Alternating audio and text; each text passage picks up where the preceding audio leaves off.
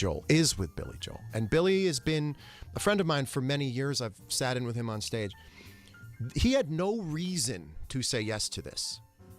He had every right to say, why don't you do a couple? Let me hear them, and if it's good, I'll show up. But what he did was rare and brave and beautiful, and he said, I will come and do it. I've never seen you interview, but let's do it. And he's the reason why it's a Thanksgiving Day event. He is the reason that attention is paid to my asking questions for the first time behind a microphone. And I cannot wait for you to hear it. It is happening right now. It is the honor of my life to seg into a point where I am asking questions and having discussions with some of the greatest artists in the world. It is Billy Joel, and this is How's Life with John Mayer. Have a wonderful Thanksgiving. I send you all my love, and I'll talk to you real soon.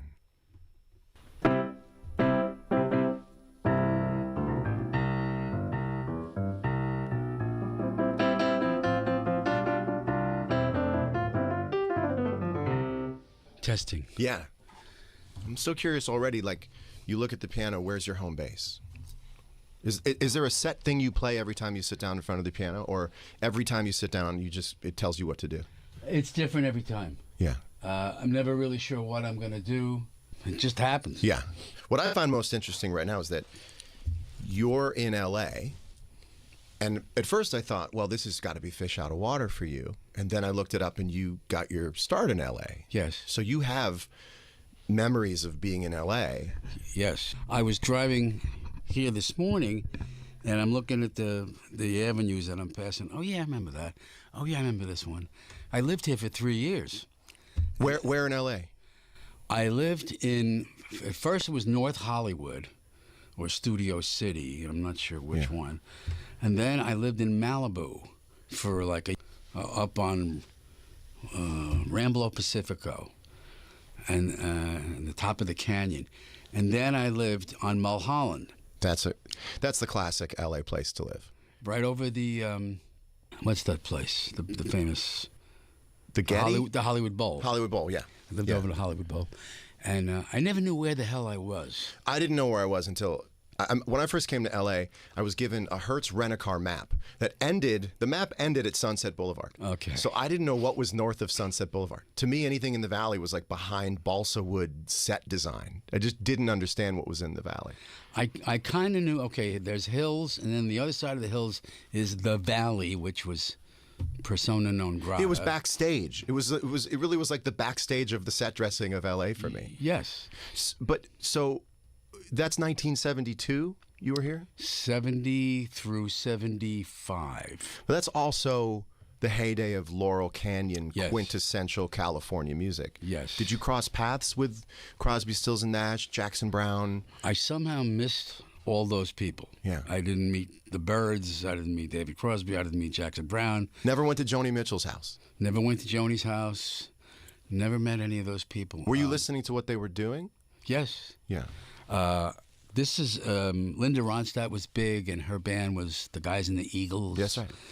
I'm trying to think, who did I meet?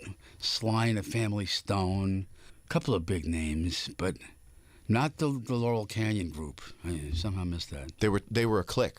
Yeah. Yeah. I didn't drive back then. I didn't have a license. How'd you get around? People drove me around. Wow. And people still drive you around? They still do. But you're an avid motorcyclist. Yes. So maybe that's making up for lost time. Yeah, I wish I had the bike when I lived here, because the roads here are great for a bike.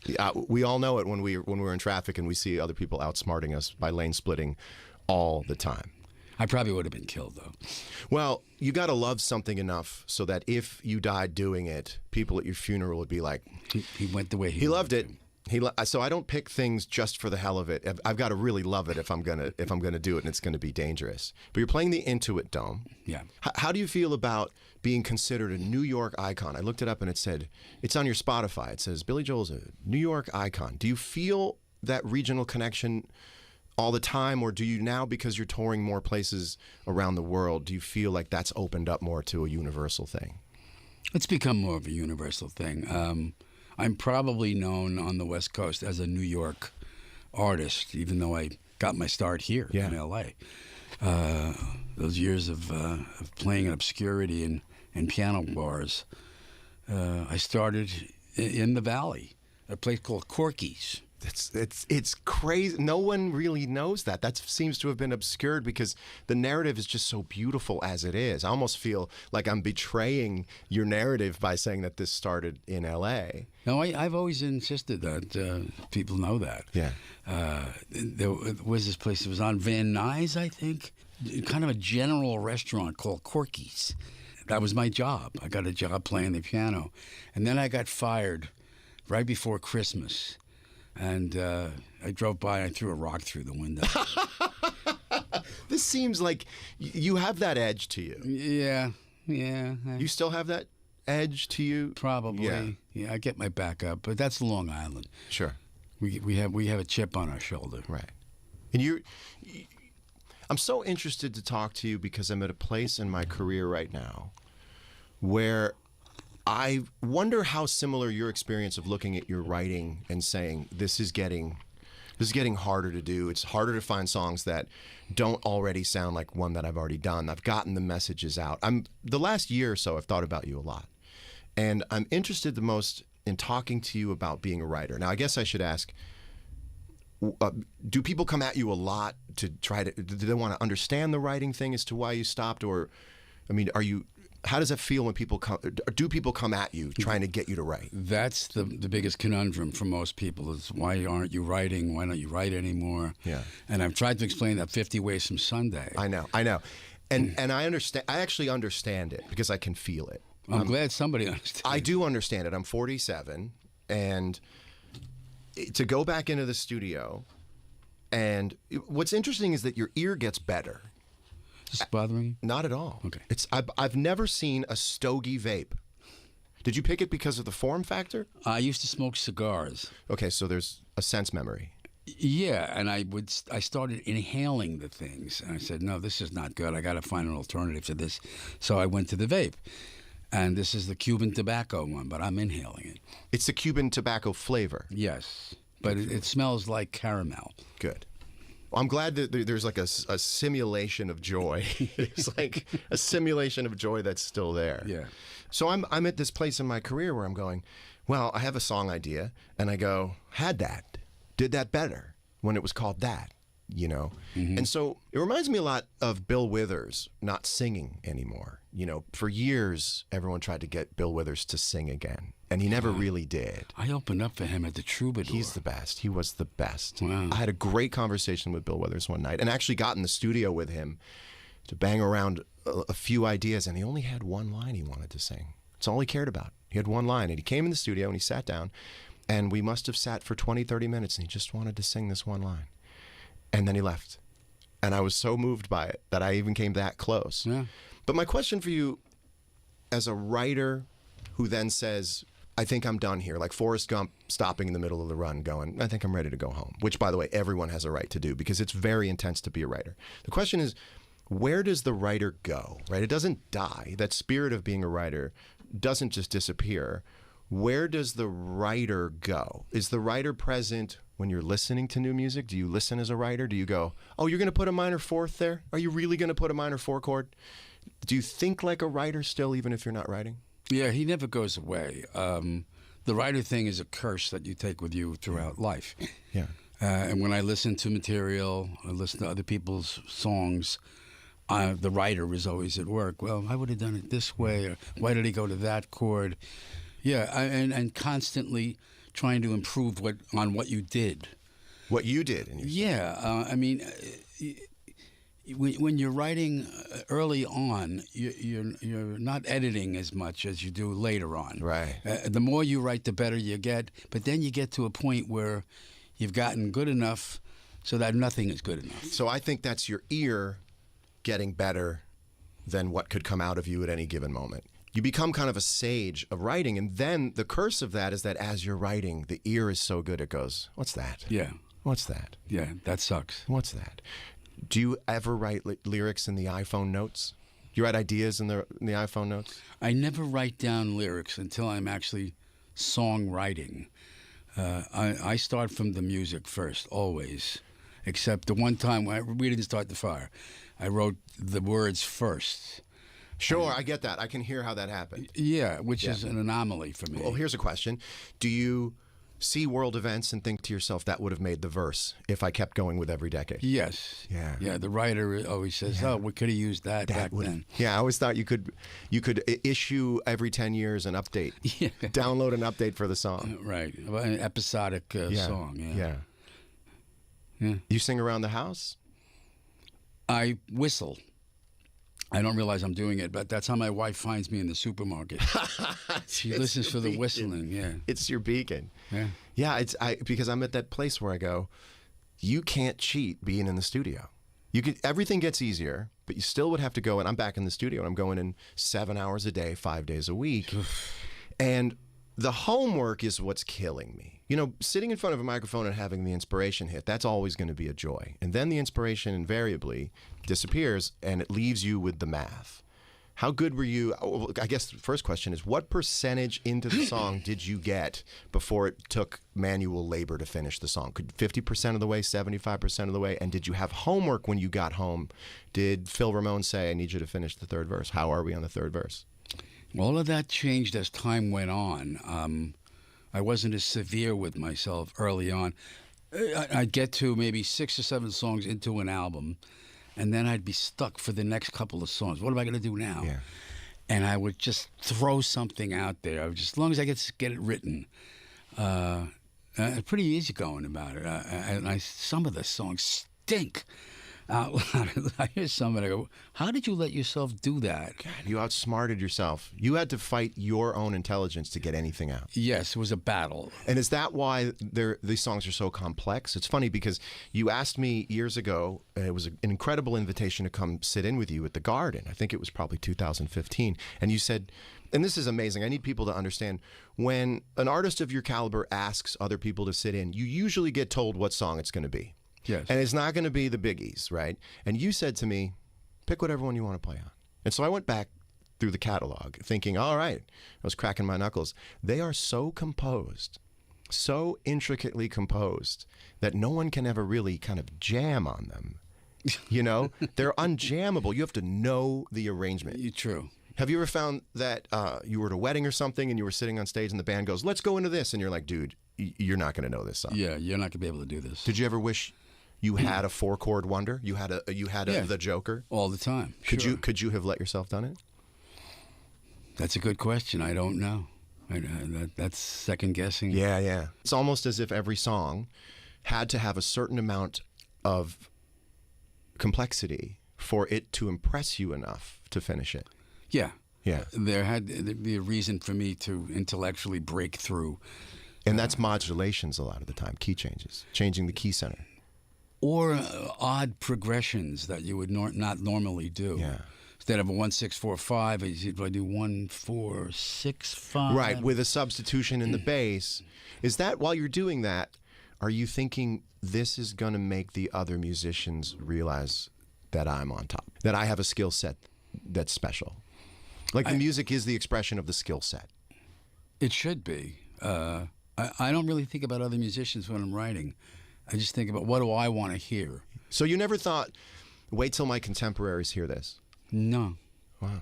And the impetus for writing in the first place is to just express yourself, or is there some, like we all have, some superficiality in terms of like, this is going to make people notice, this is going to get girls to notice, this is going to... Well, the girl thing, yes, I can remember that. Yeah. The girl thing was early on. Girls in general as a concept, or a girl? And that a girl would change. Probably started with a girl, yeah, and then it became girls. Me too. Yeah, it was like a superpower in high school. Wait till you find out what I can do. Yeah, yeah. They laughed till I sat down to play. Right. That was the reveal. Yes. That this was, you had an alter ego. Well, I also had a work ethic too. I think back then there was no easy ride. You were going to have to work. Yeah. Do something, some kind of work. Was it going to be manual labor? Or was I going to write music? And I landed on writing music. Yeah. And you have now more than what you can play every night on stage. Yeah. And what's the connection you have with it now? That these songs have been written, they represent you from a different time, and now you're not reciting them, but you are kind of inviting everyone in to go back in time with you? Is there to what extent is this nostalgia that you're leading the crowd into is sort of a revival of this nostalgia of this music, and how much of it feels like it's happening in the moment, like you're finding a new spirit in these songs? I think I'm trying to. What do I want to hear? Yeah. If I was sitting, part of me is always in the audience when I'm on stage. Me too. What did this guy want to hear? What are these people here for? Yeah. I'm trying to put myself in their seat. What do I want to hear? Well, I would want to hear hits. Yeah. I mean, I remember going to see Zeppelin, and they did a blues jam for 2.5 hours. Listen, I know. You seem like you don't have a self-confidence issue when it comes to being able to play. I don't either, but I have a massive insecurity about whether the song I'm playing in that moment is the one they want. Yeah, I agree.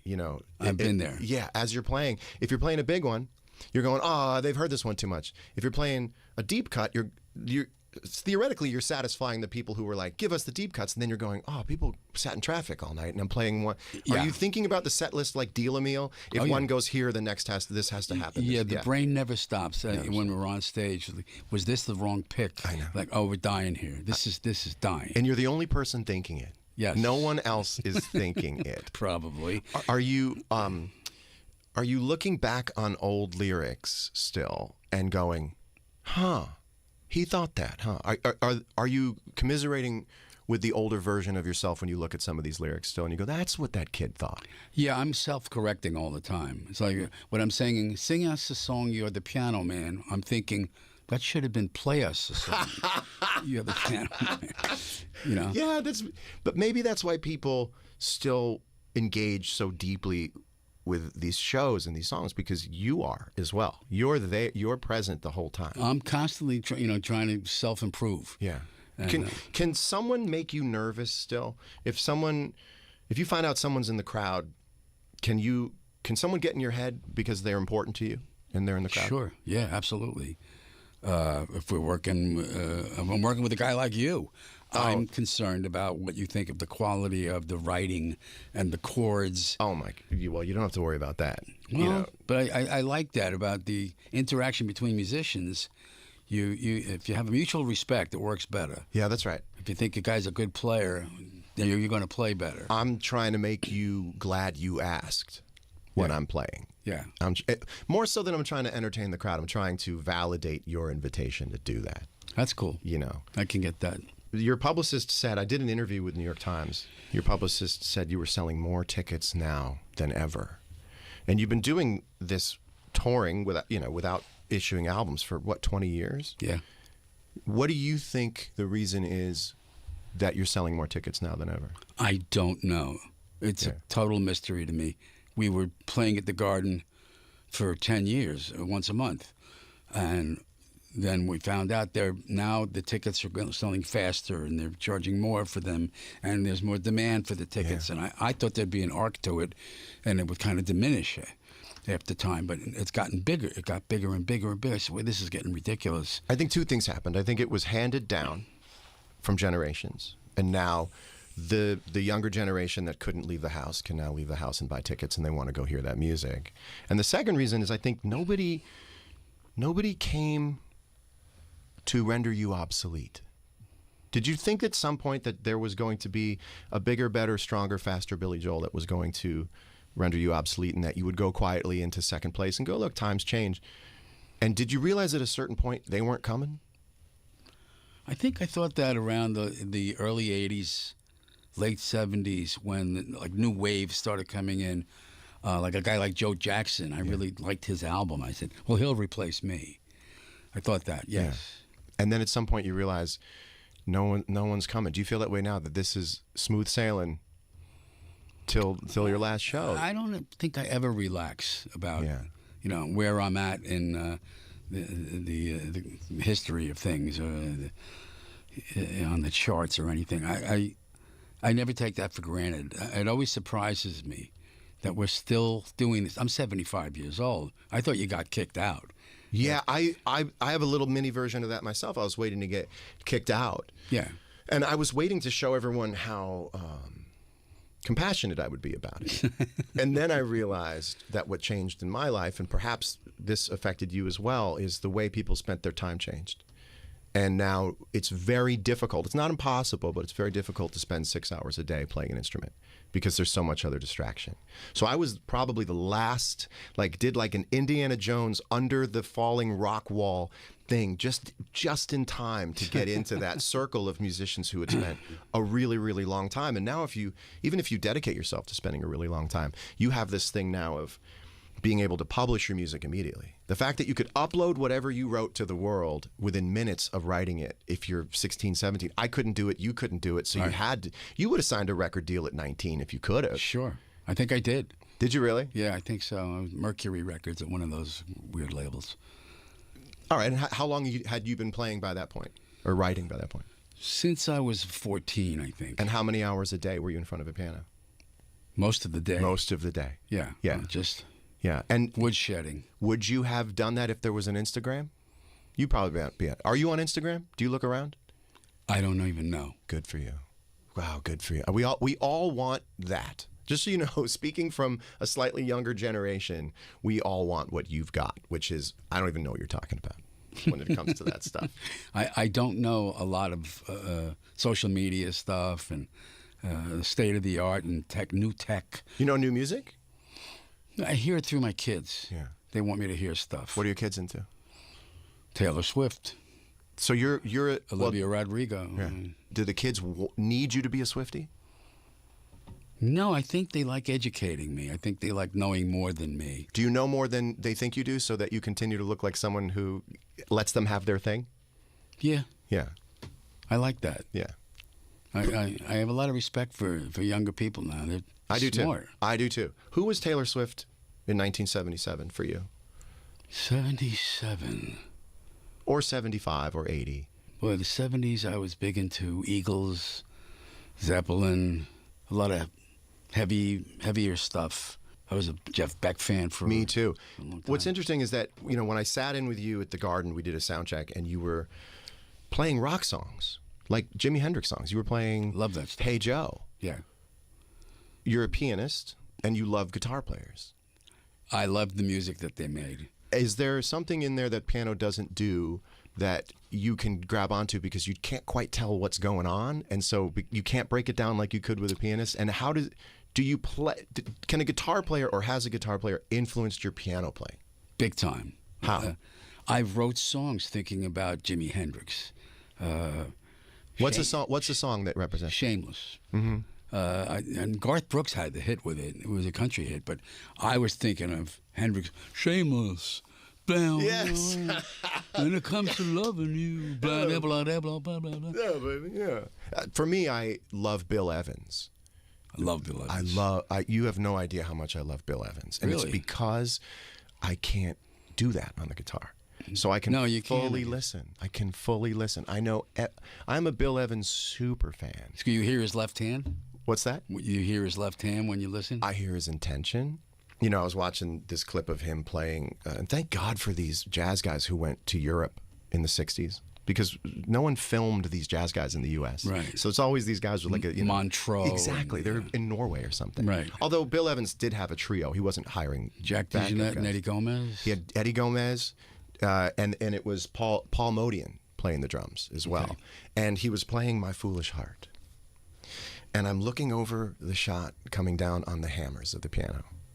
And he's hunched over. Always. Like a caricature. Yeah. Like Linus, And he's playing da-da, da-da-da-da-da-da. And it's the most beautiful thing you've ever heard. And you look at the hammers. There's 3 or 4 hammers going. That's all there is. You'd think there were 12 going. Yeah. And you look down and there's 3 or 4. He picked just the right ones. And you go, can I do that on the guitar? Can I make an instrument that has straight lines sound circular? Yeah. And you can do that on the piano. You've figured out how to be fluid enough to take an instrument that doesn't bend, but make it. You can kind of put spin on the ball. You can curve the ball a little bit. Yes, I was thinking about that the other day. Playing suspensions and dissonant notes to emphasize an emotion, which doesn't happen a lot in pop music. They don't use a lot of that stuff. Yeah, I mean, I was listening to some of your stuff. I'm like, is that Ravel in there? Probably. Yeah. Yeah. Well, can you play an example of those kind of suspensions? I know you've done it before.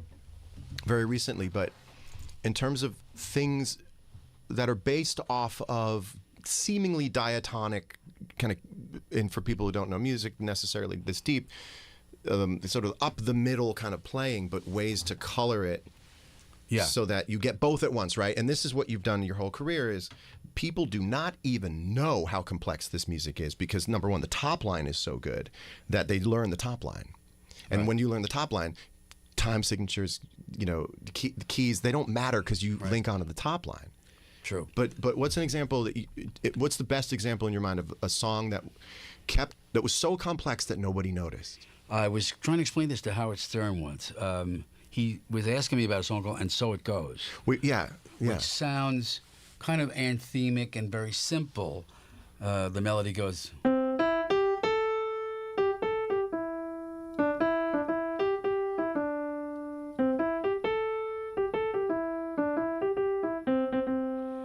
And if I hadn't played suspended chords or dissonant chords, it would have sounded like.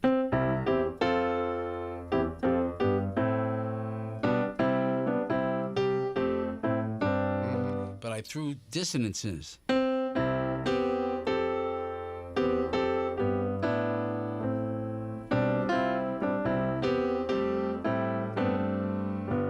And if I hadn't studied classical music, That's I right. wouldn't have known how to do that. That's right. And that was great, very helpful. It's beautiful, and it sounds like almost arranged for horns.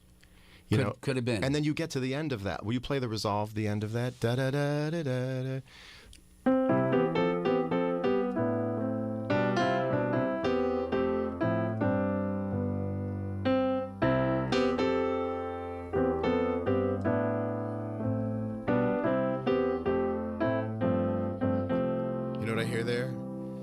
I'm so lucky to be me.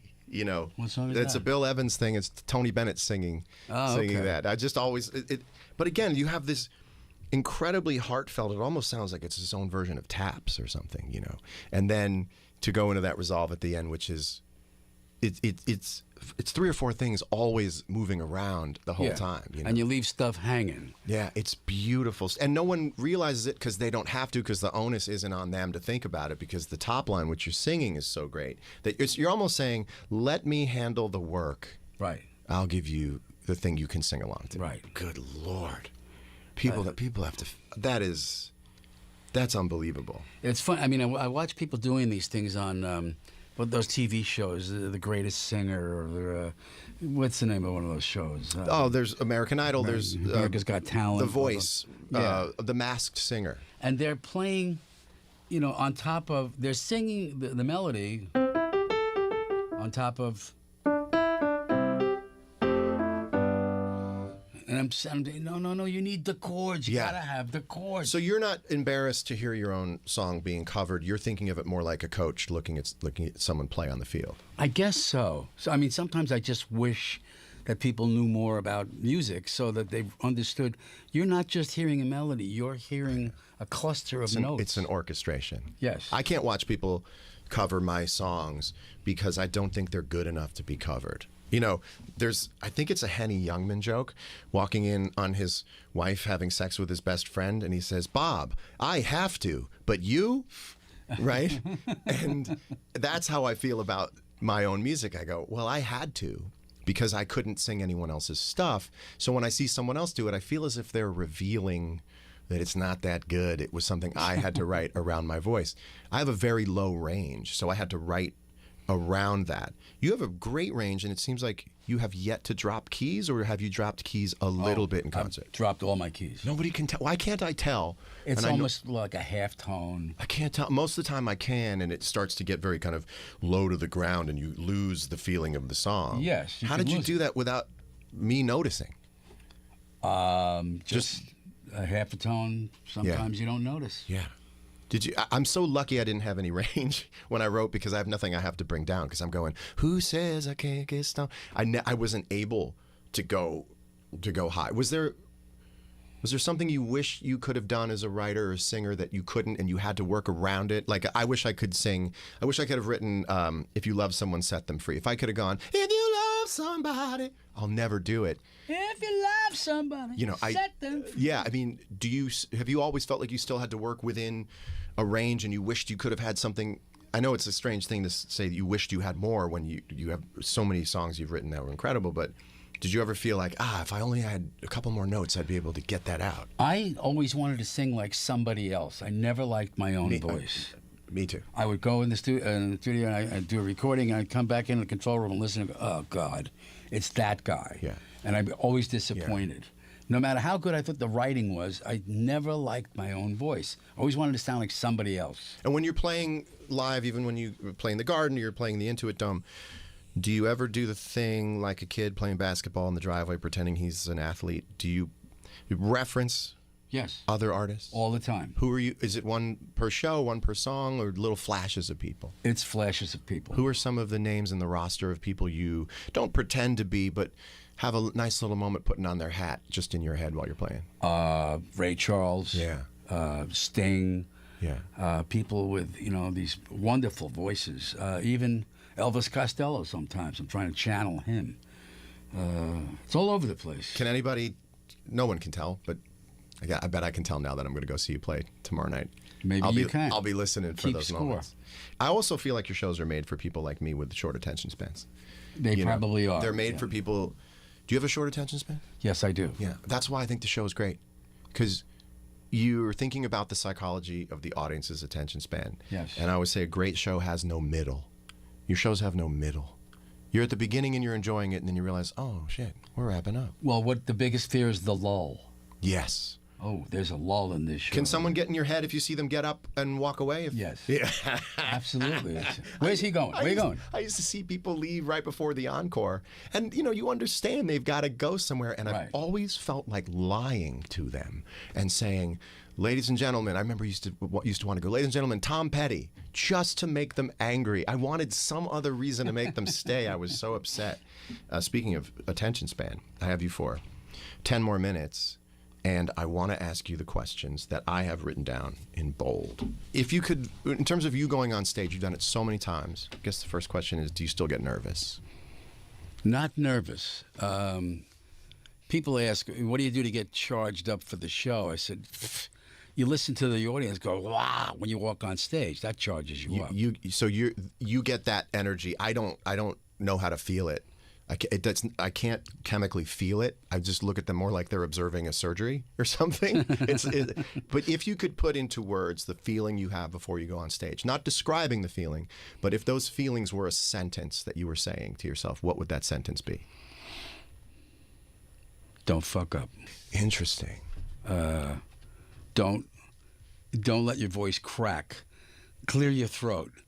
And the other thing is, don't think. I know. If you start thinking, you're dead on your feet. If your voice cracked in the first song, how many songs down the line would you get over it? Oh, I'd probably get over it right away. And I'd even point out to the audience, did you hear that crack? You'll do it. Yeah, and they probably didn't, and you'd be instructing them about the crack. I think they need to know. That was not a consciously... That's so bright. You're like self-incriminating just to stay honest with yourself. I want them to know that I know. That I fucked up. And they didn't even know, but now you're informing them, but you're the one who needs to know that you told them so that they know. Well, I got to remind myself sometimes, there's nothing wrong with a mistake. Everybody makes mistakes. But so that you know it was a mistake. It wasn't jazz. It was a mistake. Right. And you point out to the audience, by the way, that note that I hit is completely wrong. And this lyric that I wrote, I think, sucks now. I'll point out flaws. Holding yourself accountable to it all. Yeah, I want them to know that I know. Yeah, I'm sorry I let you down.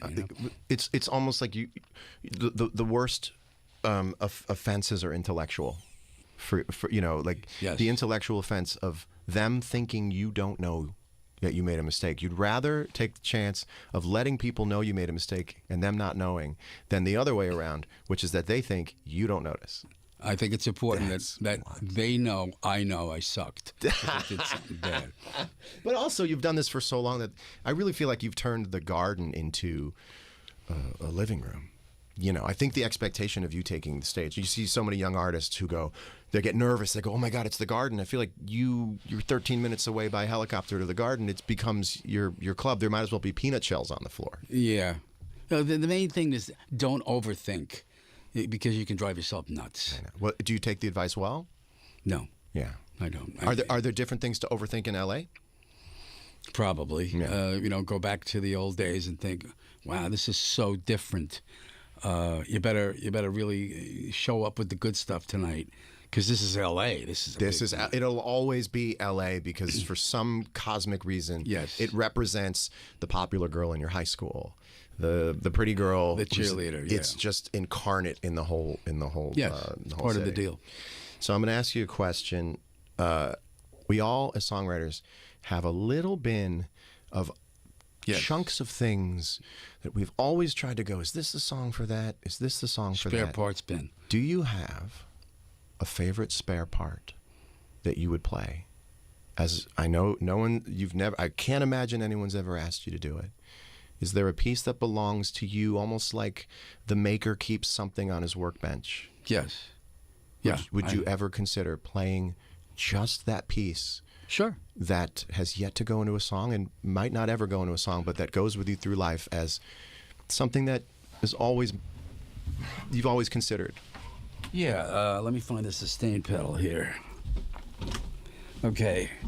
I've had this for years and years and years and years, and always told myself, I'm going to do something with this. Something's going to happen with this. This is a really nice piece of music. And no one's ever heard this? I don't think so. Wow. Come here.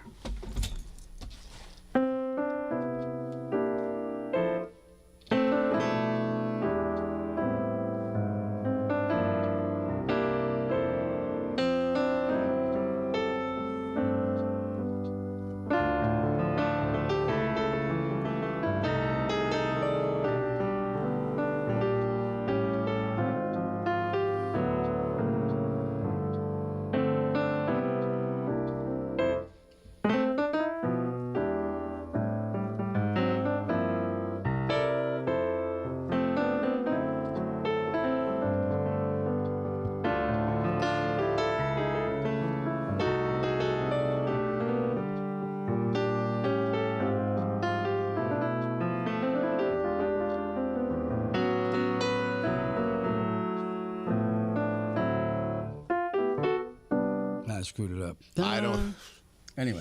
Anyway, that is gorgeous. Yeah, the nice chords. Never had a melody for it. I'm not asking you to do that. That would be embarrassment of riches. But ever had a song title for it? Ever thought it was at least keywords? My song title was Every Time, and the thought behind that was, I'll screw it up every time. Oh, thank you. That is extremely, extremely special. And I want to tell you, you don't seem like a guy who sits well with the sentimental when things are said to him. You probably do what I do. You joke around a little bit because Right. it's tough. But I just want to say on behalf of everyone in my life, everyone who represents playing music, wanting to be better at making music, everyone in their bedroom trying to write that song, thank you for the music you've made that's been a part of our lives for so many years. In fact, my entire life. And you are always in the water table of people thinking about music and aspiring to make music you've made. And you are an incredible light of encouragement for a lot of people who believe that expressing themselves through things that have complexity and depth and meaning has a payoff to it because you've done it. And so thank you. Thank you. And thank you for the generosity of your time to talk. And that's all I can say is thank you so much. Life with John Mayer on SiriusXM.